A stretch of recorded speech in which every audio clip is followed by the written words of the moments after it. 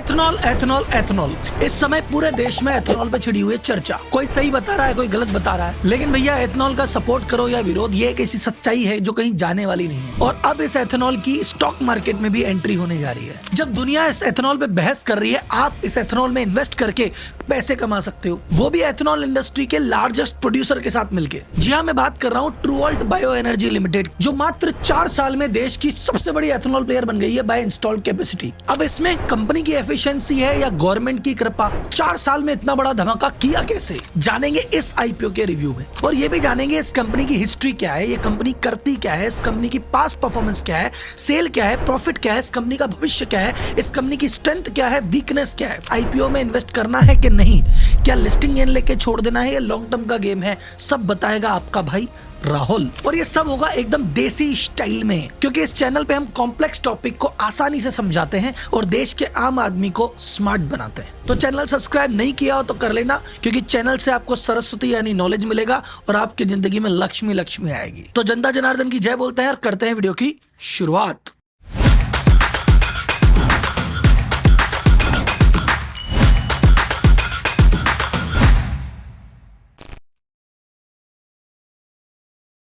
जो मात्र 4 साल में देश की सबसे बड़ी एथेनॉल प्लेयर बन गई है बाय इंस्टॉल्ड कैपेसिटी। 4 साल में इतना बड़ा धमाका किया कैसे? सबसे पहले बात करते हैं कंपनी के बारे में। तो ट्रूवॉल्ट बायो एनर्जी लिमिटेड एक बैंगलोर बेस्ड कंपनी है जो रजिस्टर्ड हुई है 31 मार्च 2021 को, यानी टोटल लगभग 4 साल पुरानी है। लेकिन इस 4 साल पुरानी कंपनी में पिछले साल का टर्नओवर लगभग 1900 करोड़ के आसपास रहा है। 4 साल में इतना बड़ा धमाका कैसे? अजीब कंपनी नहीं है, लेकिन प्रमोटर पुराने हैं। प्रमोटर का ऑलरेडी कर्नाटक में शुगर इंडस्ट्री से रिलेटेड बहुत बड़ा काम पहले से ही है और ये इस एरिया के बड़े प्लेयर है। अब हुआ यूं कि सरकार ने नेशनल बायोफ्यूल पॉलिसी लेके आई 2018 में और धीरे धीरे उसमें अमेंडमेंट करके उसके अंदर बहुत सारी सब पॉलिसी लेके आई।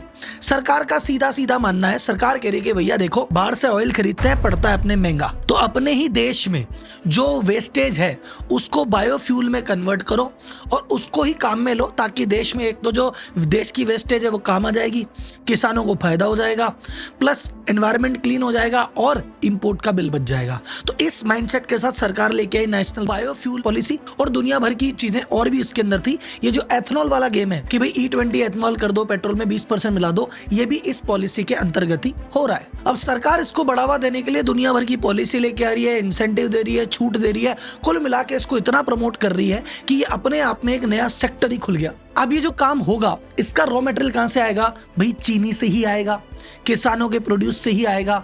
अब इस फैमिली ने कहा कि हम तो ऑलरेडी किसानों से जुड़े हुए हैं, ऑलरेडी हमारा तो इतना बड़ा काम है, तो एक काम करते हैं, इस सेक्टर में हम भी एंट्री मार देते हैं। तो इन्होंने एक नई कंपनी बनाई 31 मार्च 2021 को और प्लांट लगा के इस गेम में, जो कि सरकार ने नया रास्ता खोला है, उसमें एंटर कर गई। तो कुल मिला के लोग पुराने हैं, पर एक नए धंधे और नए अपॉर्चुनिटी को देख के नई कंपनी बनाई है और उसमें एंटर कर गए। क्या करते हैं साहब? सबसे मेजर काम ये एथेनॉल बनाते हैं साहब, जिस पे इतनी चर्चा हो रही है। ये बनता है गन्ना, चावल, मेज, मक्का, इसका जो वेस्टेज होता है उससे बनता है। फिर ये एथेनॉल बनाते बनाते जो वेस्टेज जनरेट होता है, उस वेस्टेज से ये बायोगैस बना लेते हैं। बायोगैस बनाते बनाते जो वेस्टेज जनरेट होता है, उससे ये कुछ फर्टिलाइजर बना के बेच देते हैं। और इस सब के साथ ये इस पूरी प्रोसेस में ENA भी निकलता है, जो कि विस्की में काम आता है, ये उसको भी बेच देते हैं।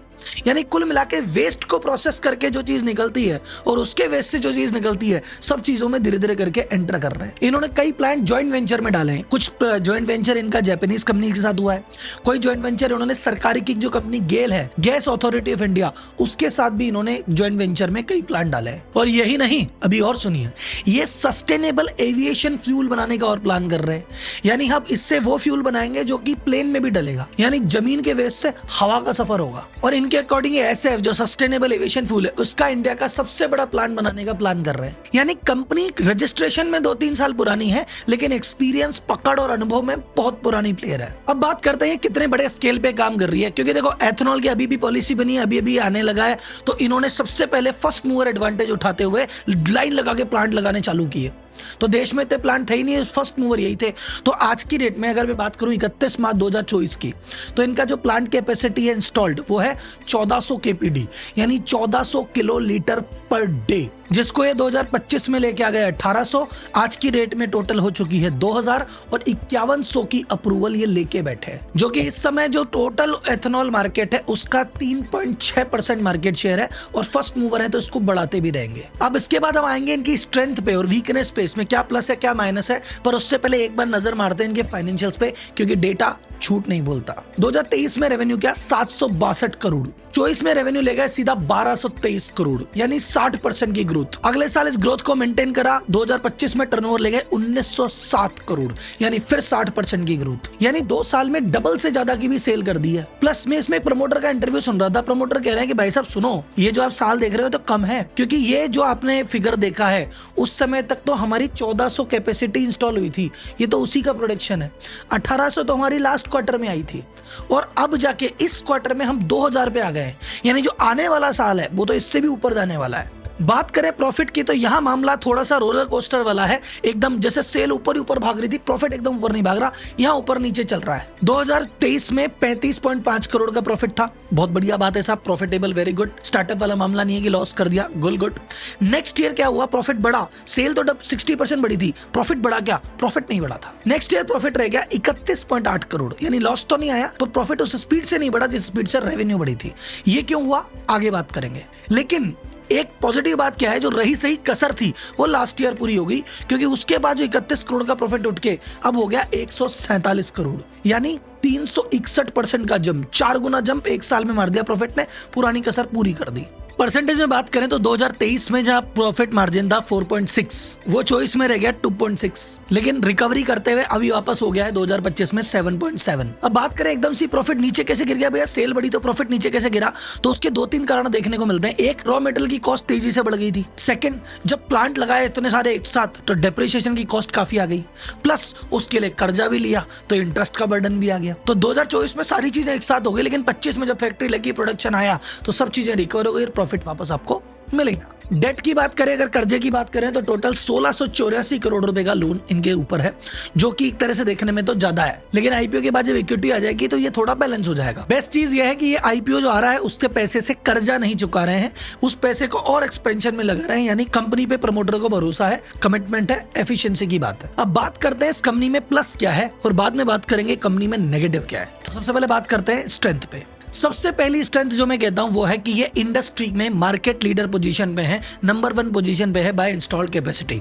और जब भी कोई सेक्टर एक्सपेंड हो रहा होता है, तेजी से बढ़ रहा होता है, सबसे बड़ा फायदा उसी को मिलता है जो फर्स्ट मूवर होता है, पहले से कैपेसिटी लेके बैठा होता है। तो इस सेक्टर में जितनी ग्रोथ आएगी सबसे ज्यादा कैप्चर जल्दी से यही कर पाएंगे, ये इनकी सबसे बड़ी स्ट्रेंथ है। सेकेंड, ऑपरेशनल एफिशिएंसी की बात करें, जैसा मैंने आपको बताया ना कि उस वेस्टेज से लेके एथेनॉल बना लिया, उसके वेस्टेज से बायोगैस बना ली, उसके वेस्टेज से कुछ और बना लिया, और अब ये धीरे धीरे जो पैसा ले रहे हैं उससे नए नए प्लांट और डाल रहे हैं और इनोवेशन पे काम कर रहे हैं, तो फ्यूचर भी काफी ब्राइट दिख रहा है। प्लस अभी एथेनॉल पे डिपेंडेंट थे, अब बायोगैस में भी उतर गए, अब ये कह रहे हैं एविएशन फ्यूल भी बनाएंगे, तो 4 चीजों में और एंट्री कर रहे हैं, डिवर्सिफिकेशन कर रहे हैं, which is a good thing. तीसरा रीजन अगर मैं स्ट्रेंथ बताऊं, पास ग्रोथ फिनोमिनल रही है, प्रॉफिट भी बढ़ते हुए दिखे, सेल भी बढ़ती हुई दिखी। चौथा, सबसे बड़ी बात, ये सनराइज सेक्टर है, ये वो सेक्टर है जिसमें भयंकर डिमांड देखी जा रही है। पहले सरकार ने कहा 20% एथेनॉल ब्लेंडिंग करेंगे, उसका टारगेट 2030 था, वो 25 में ही पूरा कर दिया। अब प्लानिंग कर रहे हैं 2027 की। इससे क्या होगा, एथेनॉल की डिमांड बढ़ेगी, देने वाले कौन है, यही तो है। 2023 में 548 करोड़ लीटर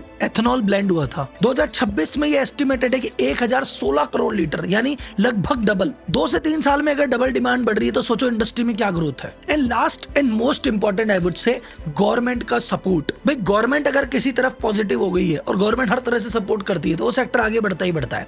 अब गवर्नमेंट की पॉलिसी थी एथेनॉल मिलाओ, E20 फटाफट कंप्लीट किया, टारगेट से पहले E27 की तैयारी कर रहे हैं। अब उसकी वजह से जितनी भी PSU कंपनी है, BPCL, HPCL, सब दबा के एथेनॉल खरीद रही है। सरकार ने इसको प्रमोट करने के लिए जो E12 या E15 एथेनॉल था उस पर एक्साइज ड्यूटी भी माफ कर दी थी ताकि प्रोडक्शन बढ़े। एथेनॉल ब्लेंडिंग की जो प्रोजेक्ट्स हैं इनको प्रायोरिटी सेक्टर में डाल दिया, बैंकों को भी कहा कि इनको फटाफट लोन दो।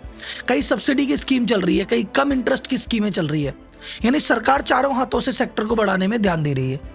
तो इसका फायदा किसको मिलेगा? सेक्टर की सबसे बड़ी कंपनी को। तो ये कंपनी की ओवरऑल स्ट्रेंथ आती है, लेकिन जहां स्ट्रेंथ है वहां वीकनेस भी है। सब कुछ हरा हरा तो नहीं होता। अब वीकनेस क्या है उस पर बात करते हैं। सबसे पहला नेगेटिव में आता है कंपनी की ऑपरेटिंग हिस्ट्री बहुत कम है, मात्र 4 साल। तो जब कोई कंपनी 10-20 साल पुरानी होती है तो हमें कॉन्फिडेंस आता है कि 20 साल से चल रही है, आगे भी चल जाएगी। पर ये कंपनी अभी 3-4 साल पुरानी है, तो आगे क्या रहेगा क्या नहीं रहेगा, कई लोगों के मन में ये एक डाउट हो सकता है, जिसको कमजोरी में गिन सकते हैं। सेकंड जो चीज है कि कंपनी ये कह रही है कि हम ये भी बनाएंगे, वो भी बनाएंगे, ऐसे भी करेंगे, वैसे भी करेंगे, लेकिन आज की बात करें तो 90% जो इनकम है वो सिर्फ एथेनॉल से आ रही है, एक ही प्रोडक्ट पे डिपेंडेंट है। तो भैया अगर एथेनॉल में सरकार कुछ भी डिसीजन प्लस माइनस हुआ तो कंपनी पे सीधा असर पड़ेगा। क्लाइंट कंसिडरेशन की बात करें भैया, एथेनॉल अभी किसको बेच रहे हैं? जो OMC oil marketing companies, IOCL, PPCL, HPCL, इन्हीं को सारा इनका माल जा रहा है। चौथा हाई डेट, भैया 1684 करोड़ रुपए का लोन है। लोन अभी समझ में आता है कि इसलिए लिया कि भैया तेजी से प्लांट लगाने थे, मौके का फायदा उठाना था, तो जेब के पैसे कितने लगते हैं, लोन ले लिया। लेकिन भैया लोन अभी ज्यादा ले लिया। अब अगर आगे जाके फ्यूचर में एफिशिएंसी आती है, प्रॉफिट आता है, चुक जाता है तो बात अलग है, पर लोन हैवी है, ये एक नेगेटिव में गिना जा सकता है। तो ये थे कुछ पॉजिटिव और कुछ नेगेटिव। अब अपन इसकी वैल्यूएशन पे, प्राइसिंग पे बात करते हैं। तो भैया इस कंपनी का आईपीओ आ रहा है टोटल 840 करोड़ रुपए का। इस 840 करोड़ के इशू में 750 करोड़ कंपनी में आ रहा है। जो प्रमोटर है मात्र 90 करोड़ रुपए का ओएफएस कर रहा है। हम कई कंपनीज में देखते हैं जहां पे कंपनी में तो थोड़ा सा पैसा आता है और मेजर पैसा प्रमोटर लेके चला जाता है अपने घर पे। वैसा इस कंपनी में नहीं है। कंपनी की ग्रोथ में पैसा जाने वाला है। इस पैसे में से 150 करोड़ रुपए तो ये लगाने वाले हैं एक नया प्लांट लगाने पे, और 425 करोड़ इनको वर्किंग कैपिटल में काम आएगा। तो प्रमोटर के इंटरव्यू में सुन रहा था, प्रमोटर ने कहा भैया जो हमारा रॉ मटेरियल है ना, ये मंथ टू मंथ चेंज होता है। कोई चीज आज 100 की मिल रही है, वो किसी समय पे 125 की भी मिलती है। तो हम क्या कहते हैं, जिस समय पे ये सस्ता रहता है हम सारा माल खरीद के गोदाम भर लेते हैं, ताकि हमको ओवरऑल फायदा होता है। तो उसके लिए वर्किंग कैपिटल की हमको जरूरत है। जैसे अब ये जो सीजन नवंबर, दिसंबर, जनवरी में आने वाला है, ये चावल का, मक्के का सीजन आएगा। इस समय पे कह रहे हैं अगर हमने गोदाम भर लिए तो सस्ते में माल मिल जाएगा और साल भर हम काम कर लेंगे। हमें वर्किंग कैपिटल इस बात की चाहिए। वैल्यूएशन की बात करें तो लगभग 4,500 से 5,000 करोड़ की कंपनी की वैल्यूएशन निकल के आ रही है, और इनको पैट से अगर मैं कंपेयर करता हूं तो पी रेशियो निकलता है 23-24 के आसपास का। बायो एनर्जी, एथेनॉल या एविएशन फ्यूल इस सेक्टर की देखा जाए तो एक सक्सेस स्टोरी ये कंपनी दिखती है। पास्ट परफॉर्मेंस बहुत अच्छी रही है, फ्यूचर भी अच्छा लग रहा है। कंपनी इंस्टॉल कैपेसिटी के हिसाब से लीडर भी है, प्लस पॉलिसी सपोर्ट में है, सरकार सपोर्ट में है, डिमांड भयंकर है, प्लस प्रमोटर का भी कंपनी में भरोसा है, ज्यादा ओएफएस नहीं कर रहे हैं, और इस आईपीओ के बाद भी प्रमोटर का 70% कंपनी में हिस्सा रहने वाला है। यानी प्रमोटर का पूरा स्किन इन द गेम है। तो यानी आज की रेट में बात करूं तो कंपनी बहुत बढ़िया लग रही है, शानदार लग रही है। फ्यूचर में वो जो डर 2-4 थे वो आपको मैंने बता दिए। तो एक तो होता है क्लियर कट विनर, क्या आंख बंद करके पैसा लगा तो भैया ये तो बढ़ेगी ही बढ़ेगी, तो वैसा वाला गेम नहीं है। लेकिन आर या पार वाला मामला है। अगर सब कुछ सही रहा, जो आज की रेट में चल रहा है वैसे ही 4-5 साल और चल गया, तो कंपनी बढ़िया रिटर्न देगी, बम्पर रिटर्न देगी। लेकिन ये बम्पर रिटर्न के साथ एक बम्पर इसके कि अगर नहीं चला तो 3-4 चीजें आपके सामने दिख रही है। तो जो बंदा कहता है मुझे तो हाई रिटर्न कमानी है, मैं थोड़ा रिस्क लेने को तैयार हूं, वो उसमें लॉन्ग टर्म के लिए अप्लाई कर सकता है। जिसका पोर्टफोलियो अच्छा खासा है, वो कह रहा है छोटा सा एक रिस्क पोर्शन डाल दो, तो वो डाल सकता है। पर अगर आपकी पूंजी छोटी सी है और आपको रिस्क लेने में डर लगता है, जरा सा बाजार ऊपर नीचे होता है, आपकी नींद उड़ जाती है, तो भैया आप इससे दूर रह सकते हैं। बात रही लिस्टिंग गेन की, तो अभी कंपनी का माहौल बना हुआ है, थोड़ा हो सकता है कि आपको लिस्टिंग गेन थोड़ा सा मिल जाए, पर गेम लॉन्ग टर्म वाला इसमें खेलना है। तो अगर आपको भरोसा है एथेनॉल पे, सरकार पे, इस भविष्य पे, तो इसमें इन्वेस्ट करो, बम्पर रिटर्न निकलता है। रिस्क लेना पड़ेगा थोड़ा सा, और अगर आपको नहीं भरोसा, आपको नहीं पढ़ना, रिस्क नहीं लेना, छोटा पोर्टफोलियो है, तो आप इसको अवॉइड कर सकते हैं। बाकी मैं कोई सेबी रजिस्टर्ड फाइनेंशियल एडवाइजर तो हूं नहीं कि मैं आपको कंसल्ट करूं क्या करना क्या नहीं करना। ये मेरी व्यक्तिगत ओपिनियन थी। आपने इस वीडियो को देखा, इस हिसाब से आपने अपना एक ओपिनियन बना लो, इसको अपने एडवाइजर से पूछो, 4 वीडियो और देखो, पूरा आरएचपी पढ़ो, तब जाके अपना फाइनल डिसीजन लो, क्योंकि पैसा आपका, किस्मत आपको ये आईपीओ रिव्यू कैसा लगा मुझे कमेंट बॉक्स में बताना भाई साहब। आप इसमें अप्लाई कर रहे हो या नहीं कर रहे हो मुझे बताना। आपको रिव्यू कैसा लगा मुझे बताना। अगला आईपीओ रिव्यू किस कंपनी का करना है वो भी मुझे बताना। प्लस मैंने अभी रिसेंटली पिछले 1 महीने में 4-5 आईपीओ रिव्यू किए हैं, और मेरा भविष्य में मन है और भी करने का। सही डिसीजन है क्या? कमेंट बॉक्स में बताओ। क्या ये आईपीओ रिव्यू की जर्नी कंटिन्यू रखूं? कमेंट बॉक्स में बता देना। अगला वीडियो लेके आपके सामने फिर हाजिर होते हैं। तब तक के लिए धन्यवाद। जय हिंद।